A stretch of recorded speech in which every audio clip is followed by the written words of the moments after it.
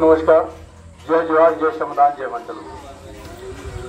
अभी साथी सुरतन सिंह ने कहा कि बोलना सीखिए, तो इनके इस शब्द में, इस बात से मुझे किसानों के मसीहा दीनबंधु लहबरे आजम सर छोटू राम का वो बात याद आ गया। वो कहते थे कि हे मेरे भोले किसान, हे मेरे भोले किसान, तू मेरी दो बात मान ले। क्या? एक तो बोलना सीख जा और दूसरा दुश्मन को पहचान ले। ऐसा तो है नहीं कि हम लोग गूंगे हैं, बोलते तो सभी है, लेकिन ये बोलना नहीं। वो किसके लिए बोलने को बोल रहे थे? अपने हक और अधिकार के लिए बोलना सीख जा। उनका मैसेज था कि हे मेरे भोले किसान, तू अपने हक और अधिकार के लिए बोलना सीख जा, लड़ना सीख जा, आंदोलन करना सीख जा। और दूसरा, दुश्मन को पहचान ले। दुश्मन कौन है? दुश्मन वो नहीं होता है जब थोड़ी सी बात में झगड़ा हो गया तो बंदूक लेके सामने खड़ा हो, वो दुश्मन नहीं होता है। दुश्मन वो होता है जो हमारी पीढ़ियों के भविष्य को बर्बाद करता है। दुश्मन वो होता है जो हमारे अधिकारों को छीनता है। दुश्मन वो होता है जिसने सदियों से हमारे हक अधिकार को छीना है, वो है असली दुश्मन। इसीलिए सर छोटू राम ने कहा था कि वो मेरी भोले किसान, तो मेरी दो बात मान ले, एक तो बोलना सीख जा, दूसरा दुश्मन को पहचान ले। ये लड़ाई बड़ी लड़ाई है और बड़े लंबे समय से लड़ी जा रही है, आज से नहीं लड़ी जा रही है। जहाँ तक सवाल जातिवाद जनगणना का है, तो 1882 से ये जातिवाद जनगणना अंग्रेजों ने शुरू की। उन्हें लगा कि देश में बहुत ज्यादा असमानता है, उन्होंने इसको महसूस किया।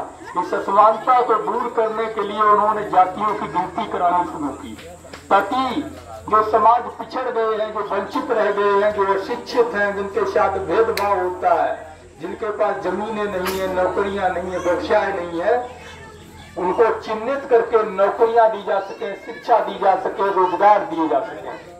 जब अंग्रेजों ने ये सब व्यवस्थाएं शुरू की, तब पहली बार अंग्रेजों का विरोध इस देश में हुआ। उससे पहले अंग्रेजों का विरोध नहीं हुआ, क्योंकि चोर मौसेरे भाई थे, वो भी लूट रहे थे, वो भी लूट रहे थे, लूट का हिस्सा बराबर बचता था। तो विरोध किस बात का? क्यों विरोध होगा? चोर के अंदर झगड़ा कब लगता है? जब एक चोर ज्यादा माल खा ले और दूसरा कम खाए, या एक चोर ईमानदार हो जाए, तब झगड़ा चोरों में होता है। तो वही हुआ जब अंग्रेज थोड़े से ईमानदार हो गए इस देश की आवाम के प्रति, इस देश के जो मूल किसान और मजदूर है उनके प्रति थोड़े से ईमानदार, थोड़े से नरम हुए। उन्हें लगा कि इनको पढ़ाने की जरूरत है, उन्हें लगा कि इनको भी नौकरियों पर रखने की जरूरत है, उन्हें लगा कि इनको भी मताधिकार देने की जरूरत है, इनको भी कुरीतियों से निकालने की जरूरत है, इनको भी अच्छा खाना और अच्छे कपड़े देने की जरूरत है। जब अंग्रेजों ने इस पर काम करना शुरू किया, तब जाकर के इस देश में जो लंबे समय से धर्म के नाम पर, जाति के नाम पर, मजहब के नाम पर आपको गुलाम बना के आए हैं, जो वर्ण व्यवस्था के नाम पर आपका शोषण करते आए, तब जाकर के उन लोगों ने अंग्रेजों का विरोध करना शुरू किया। जाति जनगणना 1882 से लेकर के 1841 तक होती आई, हर 10 साल में होती है, आज भी होती है, आधी जाति जनगणना होती है।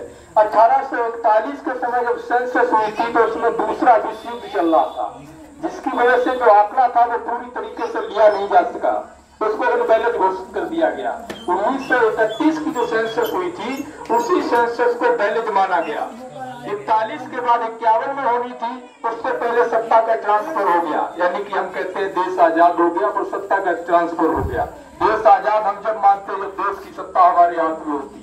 हम देश के 90% लोग हैं, लेकिन सत्ता हमारे हाथ में नहीं थी, न है, इसलिए सत्ता का ट्रांसफर हुआ है, न कि हम आजाद हुए।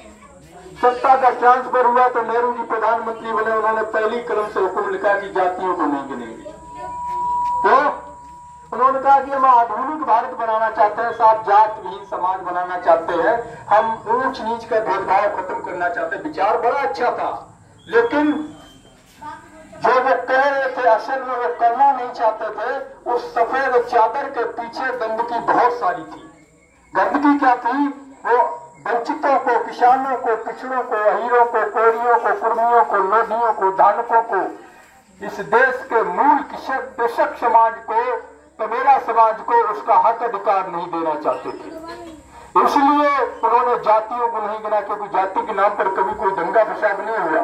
धर्म को गिना और भाषा को गिना। धर्म के नाम पर उस समय इतना बड़ा नरसंहार हुआ था कि इधर से उधर ट्रेनें लाशों की भर आया और जाया करती थी। आप लोगों ने पढ़ा होगा, हो सकता है न्यूज में भी, शायद पता नहीं किसकी क्या उम्र है, उस समय अगर कोई आप में से होगा तो देखा भी होगा, छोटा होगा तो न्यूज वगैरह में सुना हो।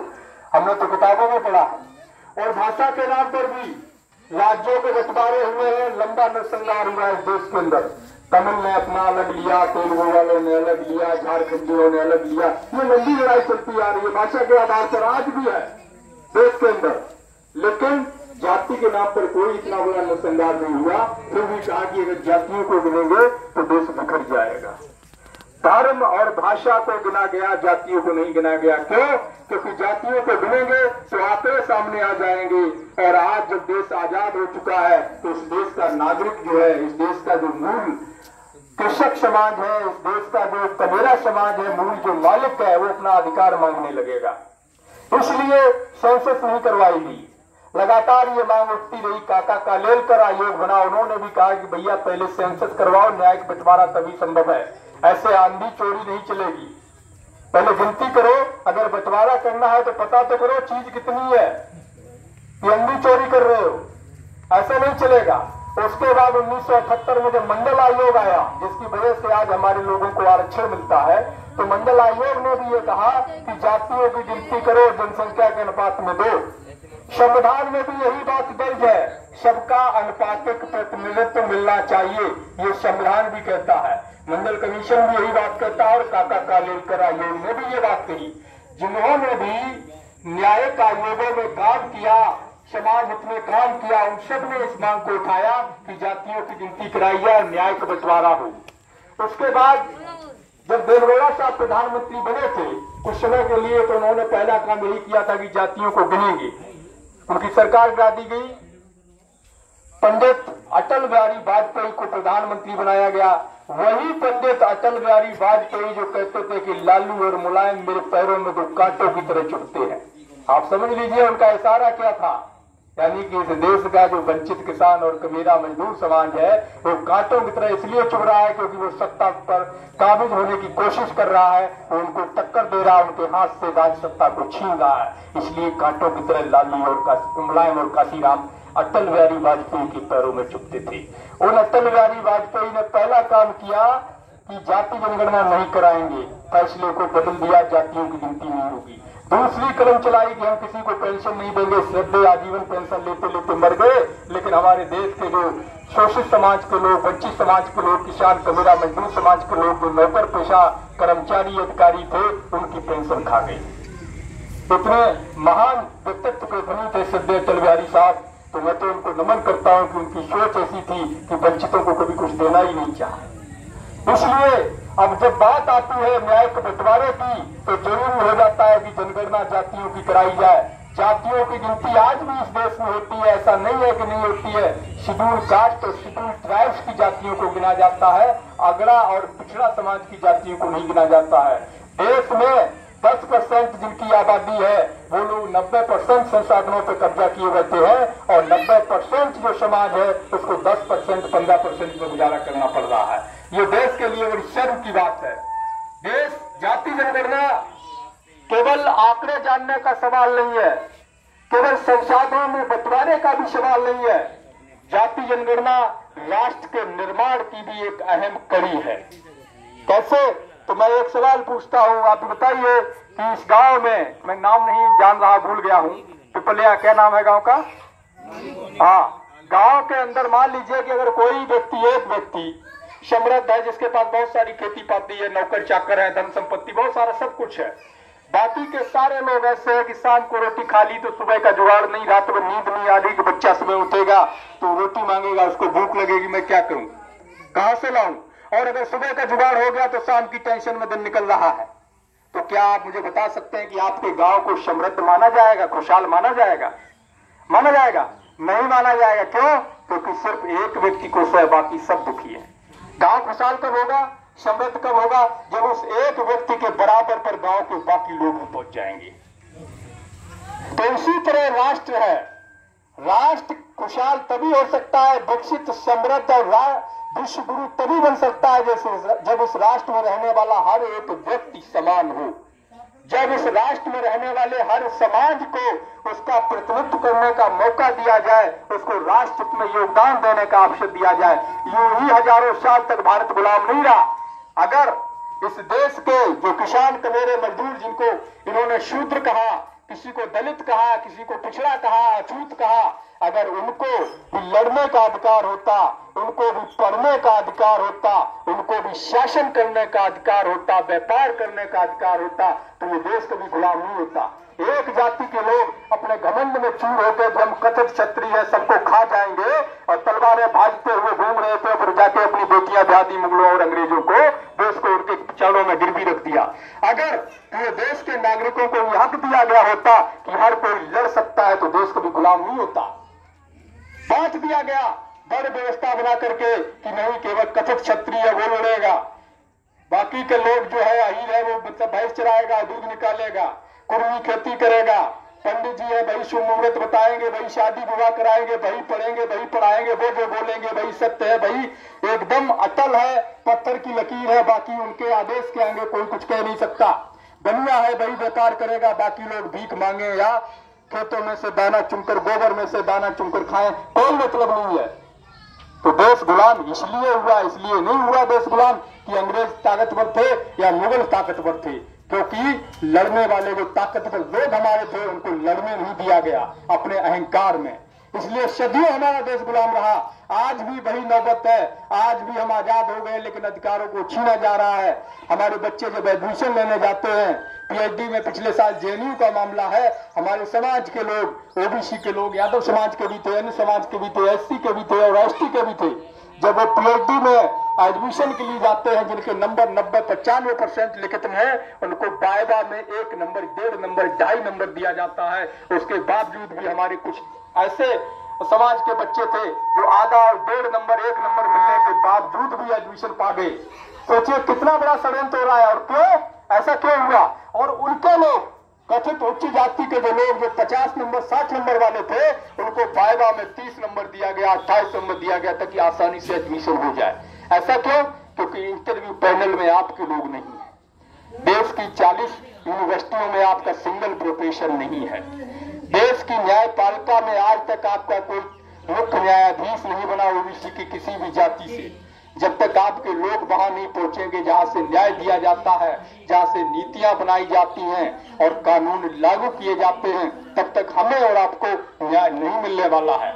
इस देश में सर्वाधिक अगर महंगा कुछ है तो न्याय पाना है, शिक्षा पाना है, चिकित्सा पाना है, सबसे महंगी चीज है।